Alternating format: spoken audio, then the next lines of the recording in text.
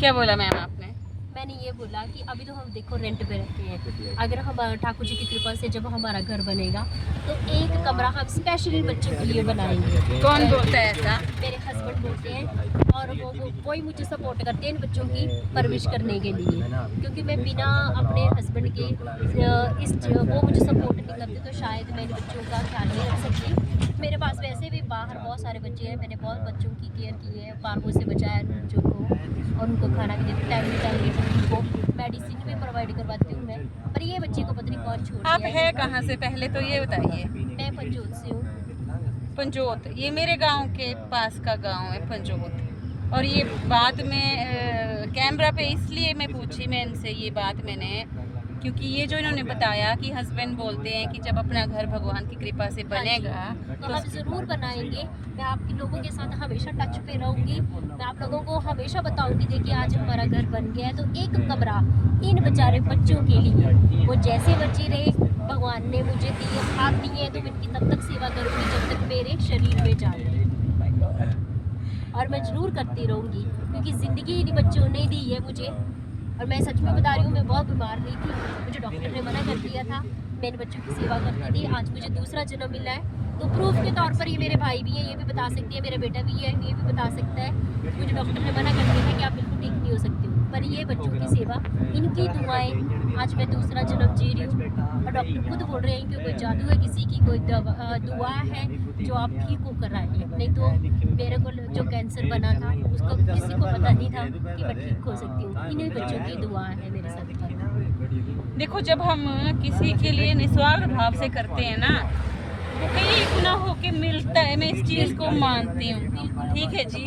और ये जो मैंने बात कैमरा पे मैंने इसलिए पूछी इनसे, स्पेशली पति देव के बारे में, ये थप्पड़ है उन पतियों के मुंह पर जो अपनी बीवियों का साथ नहीं देती हैं। पंचायत बुलाते हैं, पंचायत। मैं बोलती हूँ कोई शब्द एक ना, कोई शब्द, क्या शब्द हो उन पतियों के लिए, एक शब्द में कुछ बोलना हो उनको तो क्या बोलेंगे? मैं तो ये बोल सकती हूँ अगर वो खुद आखिरी हेल्प नहीं कर सकते हैं जो नहीं होते हैं तो वो दूसरों की, इन बच्चों की हेल्प करने के लिए बाधा ना बने, अपना कर्म सुधारे, क्योंकि भगवान आपको माफ कर सकते हैं लेकिन कर्म आपके कभी आपको माफ। आपने मेरे मुंह की बात छीन ली। ये बात मैं भी बार बार बोलती हूँ कि अगर आप कुछ नहीं कर सकते कोई बात नहीं, लेकिन आप दूसरे को करने से नहीं रोक रहे हैं, ये भी आप बहुत बड़ा पुण्य का काम करेंगे। किसी के फटे में टांग नहीं घुसा रहे हैं तो नहीं तो टांग टूटेगी और दूसरी टांग नहीं लगेगी सालों। और कोमल ने ऐसे पतियों के लिए एक नाम दिया है, जो पति पत्नी कोई भी हो जो अपने लोगों को सही काम करने से रोकते हैं, उल्टा उनको इतना तंग करते हैं कि उनको बेघर होने पर भी मजबूर कर देते हैं। कोमल ने नाम दिया है। कोमल जरा बताना क्या नाम दिया? कैम क्या हाँ देखो इधर को नाम है। मेरी बेटी ने नाम दिया है ऐसे मर्दों को, नामर्द, और मैं हूँ मर्द। यस, क्या बोलते हैं? बिल्कुल मैं सच बोल रही हूँ। अगर मर्द बोलते हैं ना, मर्द, मर्द शब्द में ही बड़ा वजन है। हाँ। मर्द बोलते हैं ना, मर्दों की जुबान होती है, मर्द फैसला करते हैं, घर का मर्द। मैं हूँ मेरे घर का मर्द। जब पंचायत लगी थी मेरे आंगन में तो नामर्द बैठे थे उस पंचायत में, क्योंकि एक भी मर्द ने ये नहीं बोला कि ठीक है जी 1 हफ्ते का टाइम दो इसको, 1 हफ्ते में बच्चे कहीं अडॉप्ट करा देगी। समझ गए?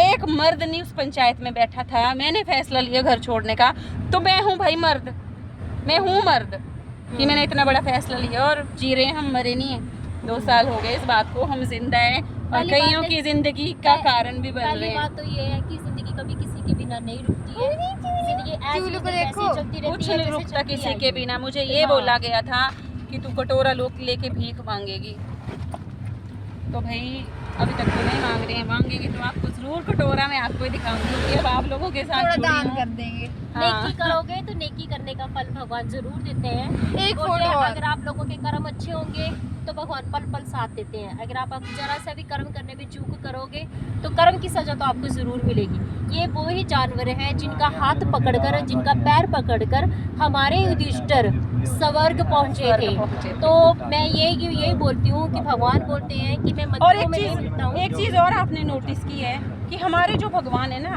हर किसी ने अपने पास एक पशु को स्थान दिया है, हर भगवान ने, है ना। हाँ। हम जैसे नलायकों को क्यों नहीं बिठा लिया अपने पास।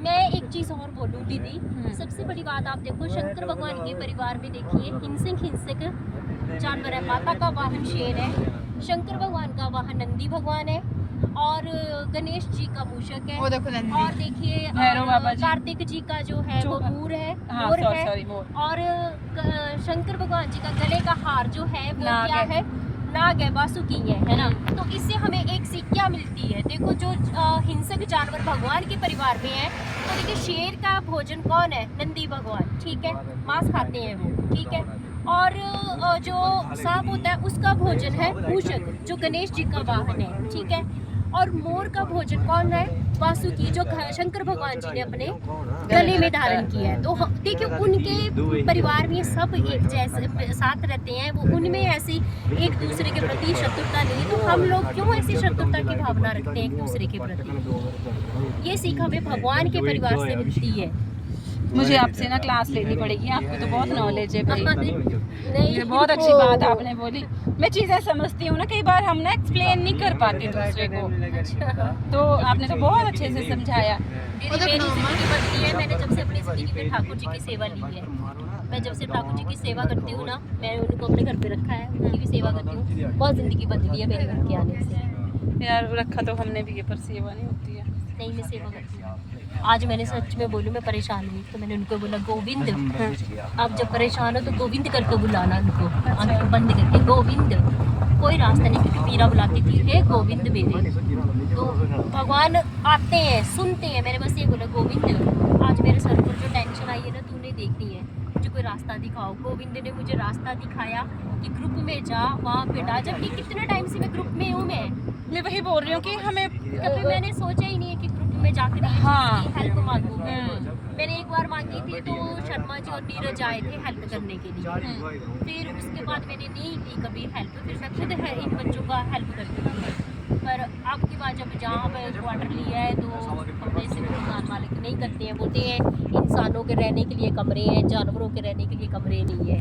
तो भाई मैं ये बोलती हूँ, ये इंसान जानवर जो है ये हम लोगों पर ही डिपेंड है, ठीक है, हर कोई किसी न किसी चीज़ के ऊपर डिपेंड होता है, और तो ये जानवर जो है ये हम लोगों के ऊपर ही डिपेंड है। कितनी अच्छी बात बोली यार। इस बात पे मुझे एक बात याद आई हमारी ना, मैं आपकी बातें सुन रही हूँ, मैं मुझे ऐसे लग रहा है जैसे मैं ही बोल रही हूँ। 1-1.5 साल पहले बर्फी मुझे मिली है, जो ब्राउन सी आपने देखी। अच्छा, हाँ, अभी आई है। हाँ, वो मुझे मिली तो सड़क में किसी ने छोड़ दिया। मैंने पता किया कि इस उम्र का बच्चा तो नहीं है यहाँ, तो सड़क में ये बच्चा अलग लग रहा है। तो दुकान वाले भैया ने बोला कि ये 1-2 दिन से घूम रही है, इसको कोई कुत्ता खा जाएगा। तो मैंने उसको बिस्किट खिलाए, और मैं बड़ी दुखी थी, डिप्रेशन में थी, घोर डिप्रेशन में, और मैं पैदल चल रही थी। तो फिर मैंने उसको बिस्किट खिलाए और मैंने उसको गोद में उठाया, मेरे से छोड़ा ही नहीं गया उसको। उससे पहले 4 थे घर क्वार्टर में, और मैंने इसको उठा लिया और चल पड़ी उसको उठा के। 2-2.5 महीने की थी वो। अब देखो मैं उसके उठा के चलूँ तो मेरे से चला ना जाए, मैं थक जाऊँ। नीचे छोड़ो, मैंने अपना दुपट्टा उसके गले में बांध दिया, अच्छा, चेन की तरह कि चलो, वो ना चले, डर के मारे वो ना चले। तो मैंने वहाँ से 3 किलोमीटर कोमल सवाल तक मैं उसको उठा के लेके आई। वहाँ मैं पहुँची तो बस आ गई, मैंने बस में उसको बिठाया, अपने साथ टिकट लिया, घर पहुँची। अब क्या हुआ, अगले दिन जब मैं उसको लेके वॉक पे निकली है, वो नहीं थी, तो मैंने उसको गोद में लिया हुआ था कि थोड़ा सा घर से थोड़ा सा निकल के, मार्केट से निकल के थोड़ा साइड में उसको घुमाऊँ। तो सामने से एक लेडी आई, अच्छी खासी लेडी दीदी, अच्छा, जिसको आप बोल सकते हैं अच्छी, मतलब अमीर घर से। हाँ, बहुत फैमिली बोल दो जी, बहुत अच्छे घर से, अमीर घर से, अच्छा, बहुत सुंदर उनका घर। तो थोड़ी बहुत नोन है मेरी। उनका पहला सवाल, अरे तुम एक और ले आई? अच्छा, मैंने बोला हाँ ले आई, अब क्या करें, किसी ने छोड़ दिया था, मेरे से देखा नहीं गया, मैं ले आई। मुझे तो सख्त नफरत है इनसे, मुझे तो सख्त नफरत है इनसे। मैं पूरी कर लूँ पहले बात। फिर मैंने बोला क्या करें जी, जैसे अभी आपने बोला ना कि ये हमारी जिम्मेदारी है, हम पे डिपेंड है ये।